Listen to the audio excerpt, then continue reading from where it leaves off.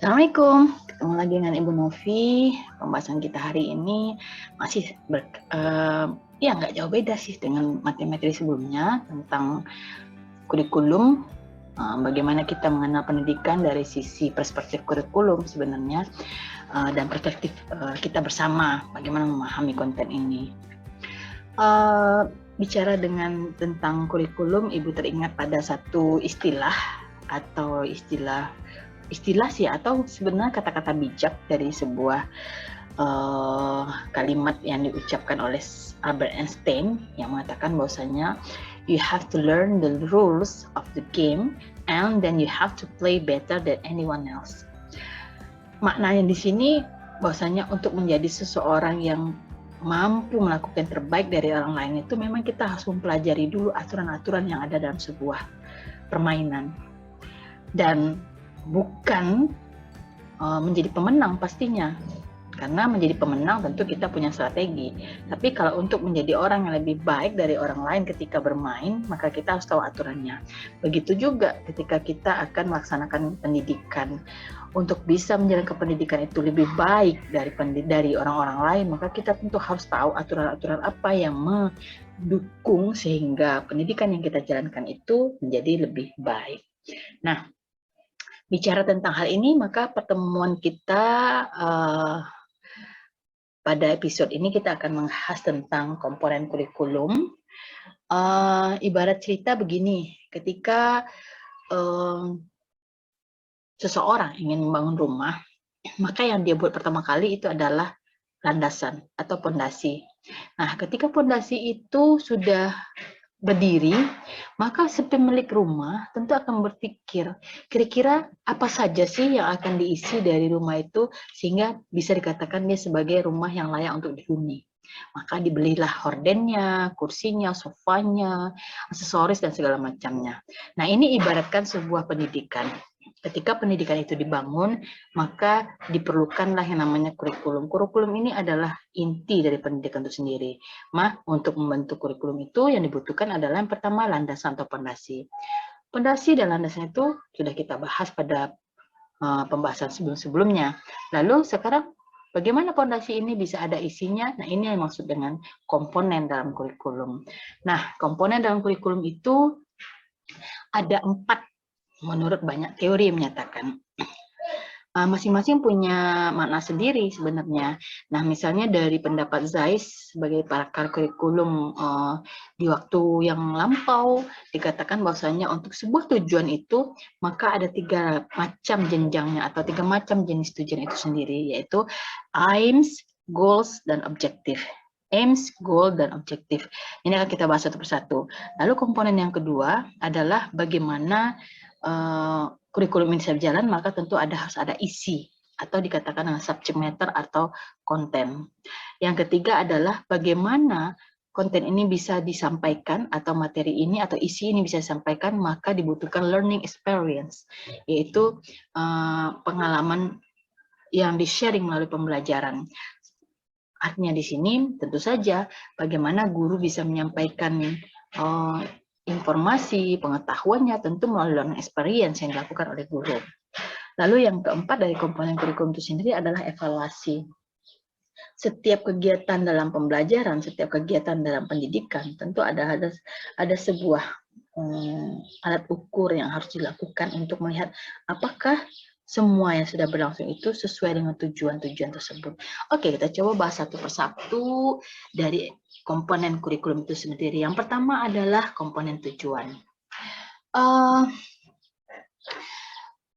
Komponen kurikulum dari sisi tujuan itu ada 3 jenjangnya sebenarnya. Ada the aims, goal, dan objektif kurikulum. Kita coba mendefinisikan satu-satu. Aims. Aims itu adalah suatu tujuan yang diharapkan atau istilahnya idealnya, sebuah tujuan yang ideal yang tentu didasarkan pada nilai dan filsafat yang sebenarnya tidak ada hubungan langsung dengan proses pelaksanaan pendidikan di sekolah, tidak langsung sifatnya. Contohnya tujuan pendidikan nasional. Tujuan pendidikan nasional itu kan kalau bisa kita lihat itu global sekali. justru pencapaiannya itu sangat kecil, langsung berhubungan erat dengan proses pembelajaran di sekolah. Nah, yang kedua, goals. Goals itu adalah tujuan sekolah atau tujuan institusi, apa yang mau dia buat, apa yang mau dia lakukan dalam pelaksanaan pendidikannya itu. Apakah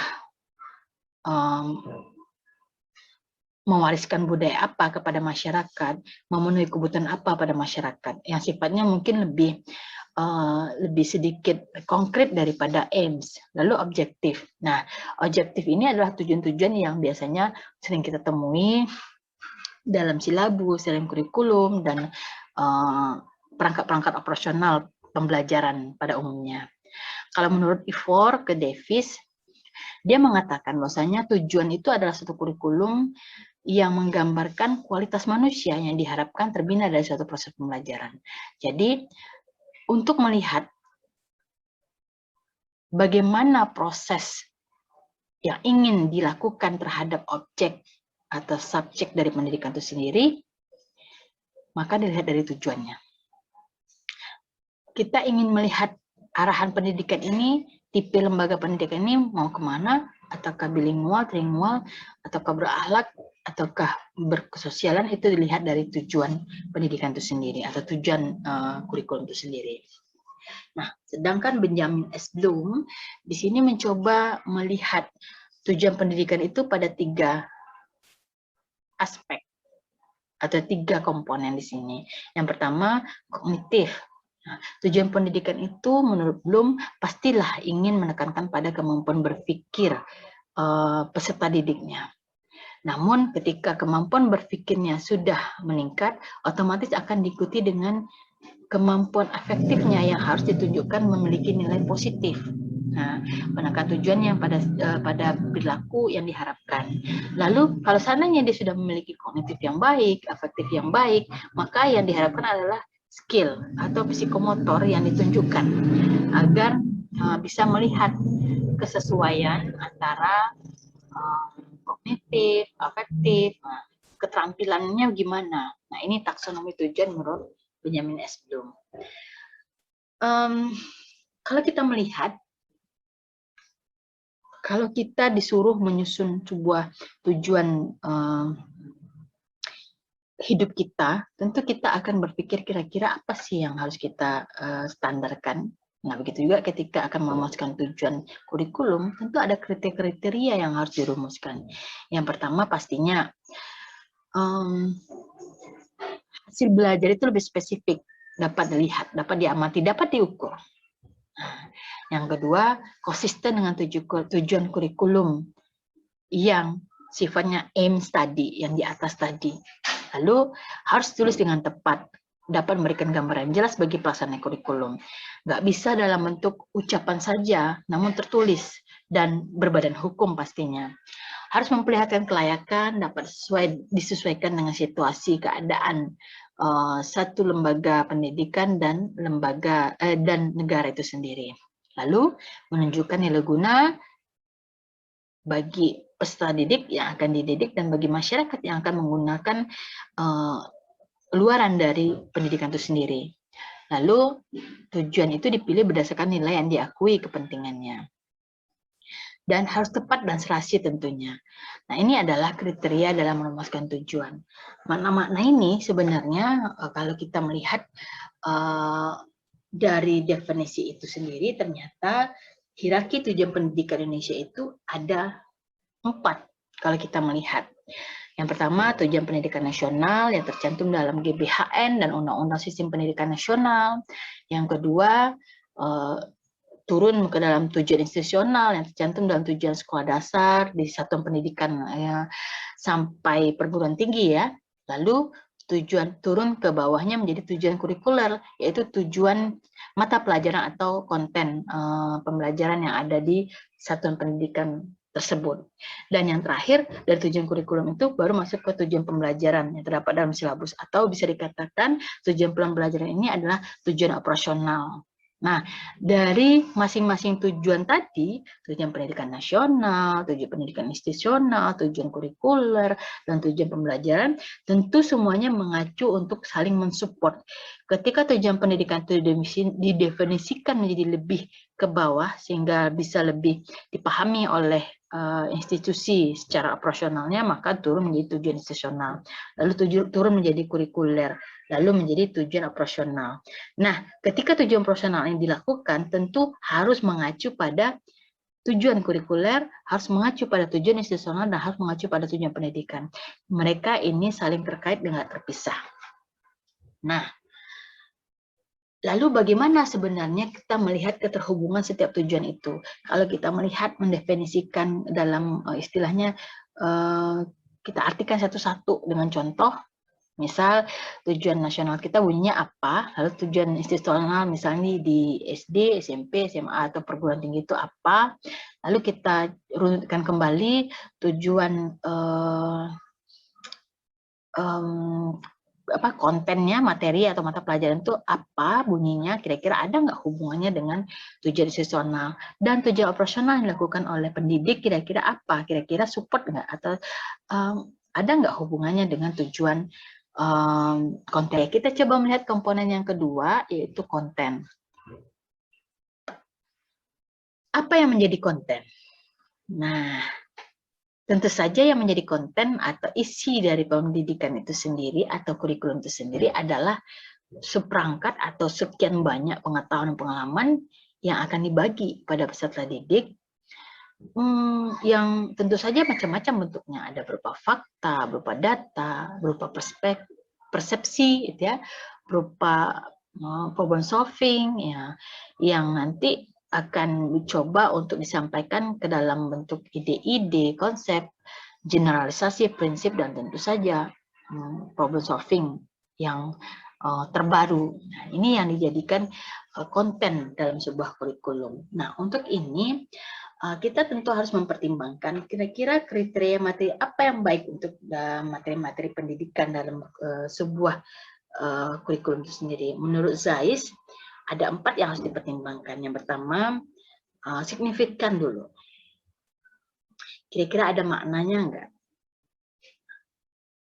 Kalau seandainya pendidikan yang akan diberikan itu atau materi yang akan diberikan dalam pendidikan itu kira-kira tidak ada manfaatnya atau tidak ada gunanya, mungkin perlu kita kaji ulang untuk menghilangkannya atau menggantinya.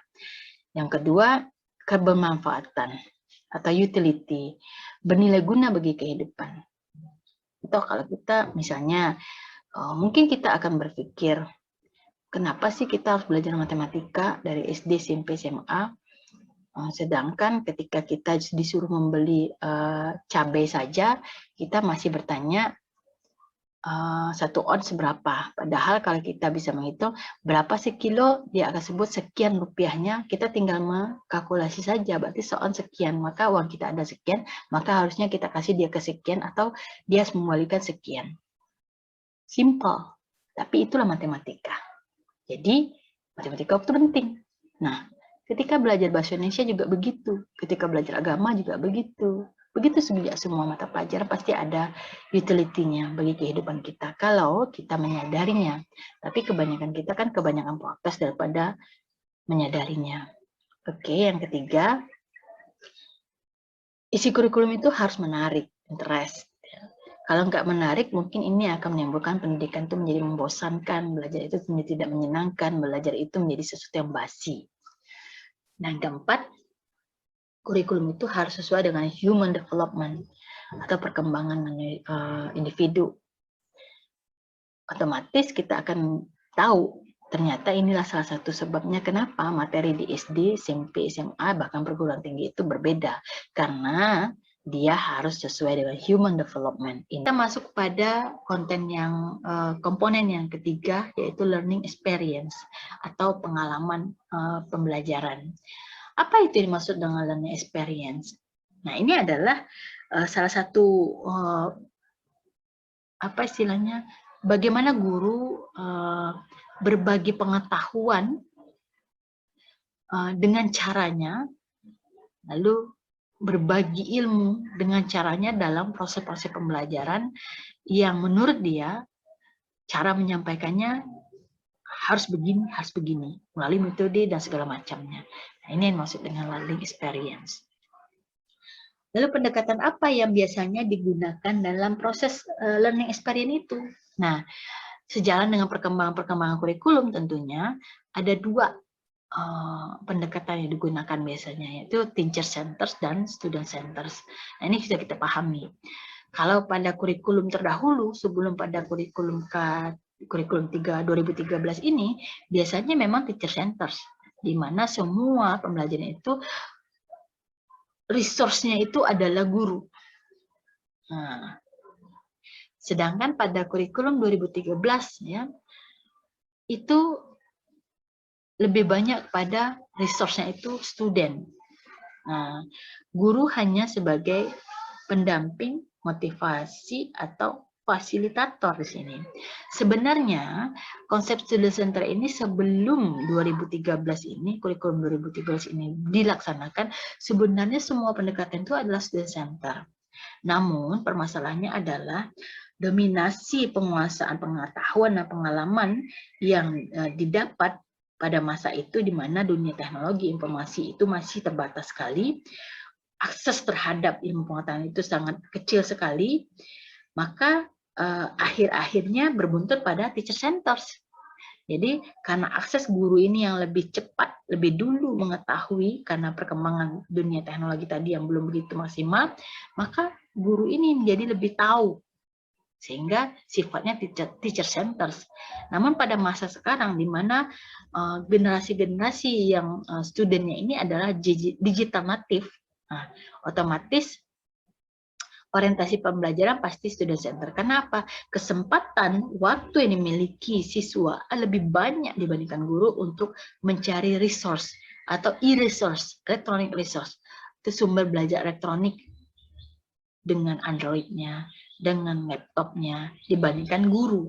Nah, ini yang sebabnya kenapa kalau dulu nggak trending student center, tapi sekarang student center trending sekali. Faktornya sebenarnya karena itu, masalah akses pengetahuan yang lebih dulu. Nah, coba kalian kita lihat pada sisi kira-kira antara student center dengan teacher center, tentu ada strategi-strategi yang termasuk ke dalam pendekatan tersebut. Strategi apa aja? Apakah kooperatif, ya? Strategi pembelajaran apa, strategi pembelajaran apa. Nah, ini yang harus coba yang mengikuti pembahasan yang tentang komponen ini. Kita masuk ke komponen yang keempat dari kurikulum itu sendiri, yaitu evaluasi.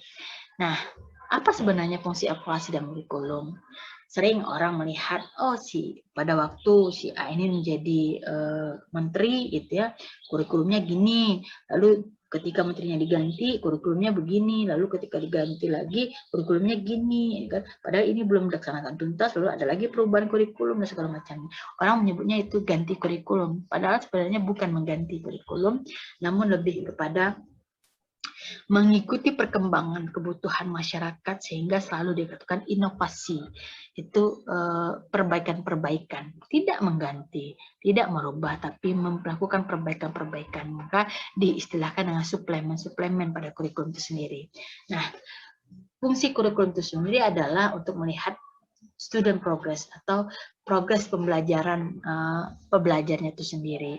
Dikatakan bahwasanya maybe defined as the estimation of growth and progress of student toward objective or value of the curriculum. Nah, artinya evaluasi kurikulum itu adalah salah satu tujuan untuk bisa melihat pertumbuhan dan perkembangan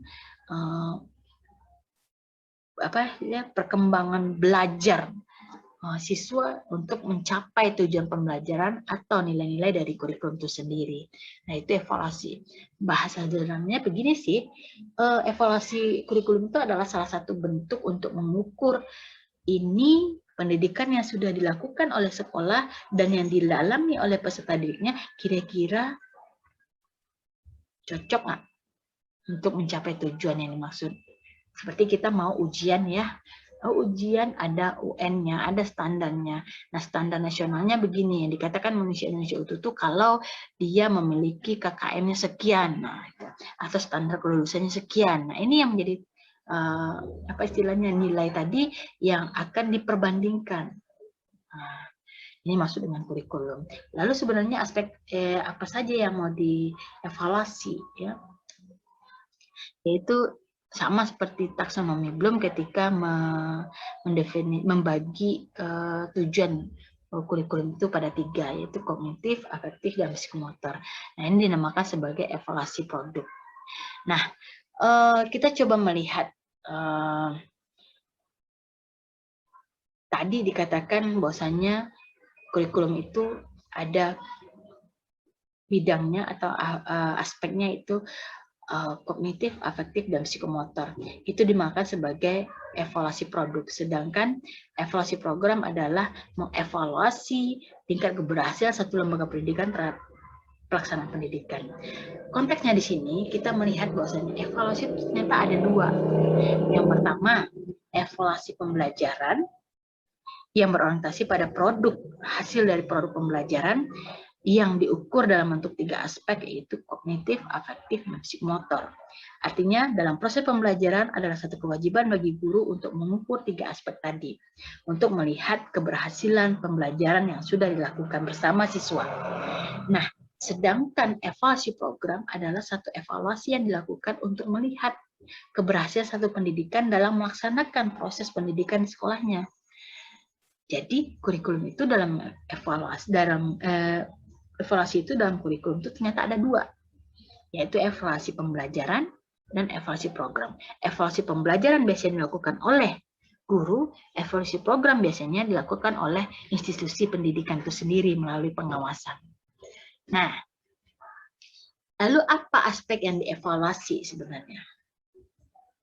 Ada 1, 2, 3, 4, 5, 6. Ada 6 aspek yang harus dievaluasi, yaitu media, materi, strategi, proses, administrasi, dan tujuan institusional. Ini yang biasanya digunakan dalam bentuk evaluasi formatif dan sumatif. Artinya, evaluasi itu kalau kita melihat konsep paparan ini, ternyata evaluasi itu dilakukan 2 kali, yaitu di pertengahan dan di akhir. Evaluasi formatif tujuannya untuk memperbaiki proses yang sedang berlangsung sehingga bisa dicarikan alternatif cepat agar bisa melakukan perbaikan untuk mencapai tujuan institusional. Sedangkan evaluasi sumatif adalah untuk mengukur ketercapaian tujuan secara lanjutannya. Jadi setelah proses terjadi maka lakukan evaluasi lagi.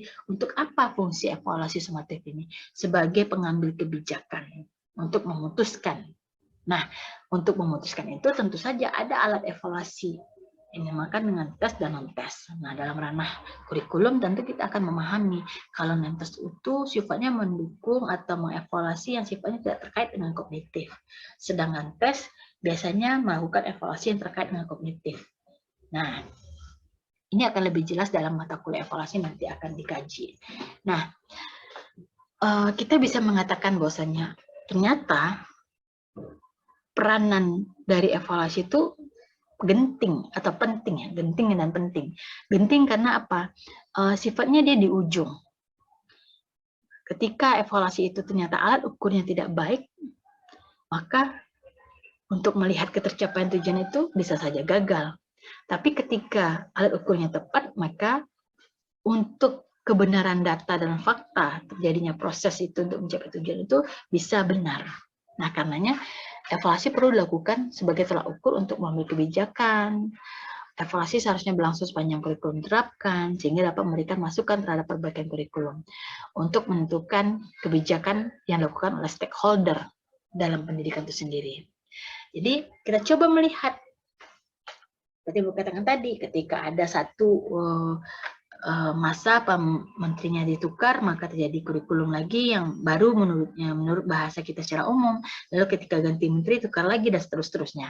Nah, sekarang coba tugas yang terakhir ini adalah coba melihat bagaimana timeline perubahan kurikulum terjadi di Indonesia serta orientasi masing kurikulum.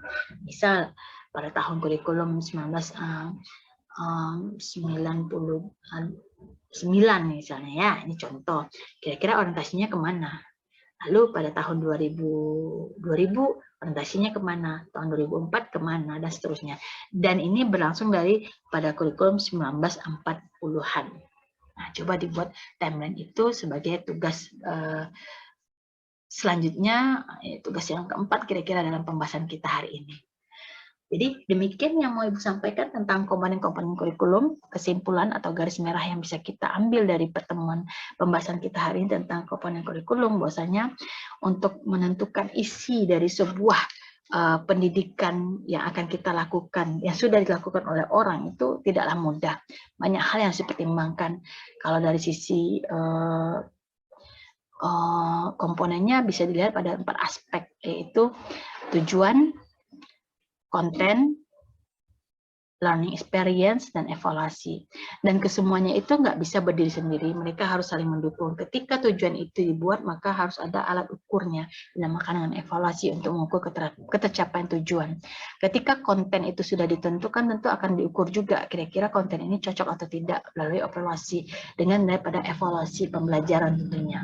Nah, ketika learning experience berlangsung, tentu akan terlihat pula nanti bagaimana pendidikan itu berlangsung, apakah sudah tepat atau tidak dengan alat ukur yang pasti dilakukan oleh institusi tertentu. Dan evaluasi itu sendiri terbagi atas 2, yaitu evaluasi produk dan evaluasi program. Evaluasi produk adalah evaluasi pembelajaran yang dilakukan oleh guru, sedangkan evaluasi program adalah evaluasi terhadap institusi keberhasilan dalam melaksanakan pendidikan yang biasanya dilakukan oleh pengawas sekolah, dinas pendidikan, dan seterusnya. Dan evaluasi itu penting untuk dilakukan pada 2 periode, yaitu formatif dan sumatif. Tujuannya kalau formatif untuk perbaikan agar pelaksanaan nanti lebih baik dari yang sebelumnya, sedangkan untuk evaluasi sumatif sifatnya untuk memutuskan atau mengambil kebijakan kira-kira pendidikan ini mau diganti atau dilanjutkan. Oke. Terima kasih. Inilah pembahasan dari Ibu tentang komponen-komponen kurikulum. Jangan lupa untuk mengerjakan pembahasan atau tugas-tugas yang sudah dijabarkan pada pembahasan kita. Do you have any question?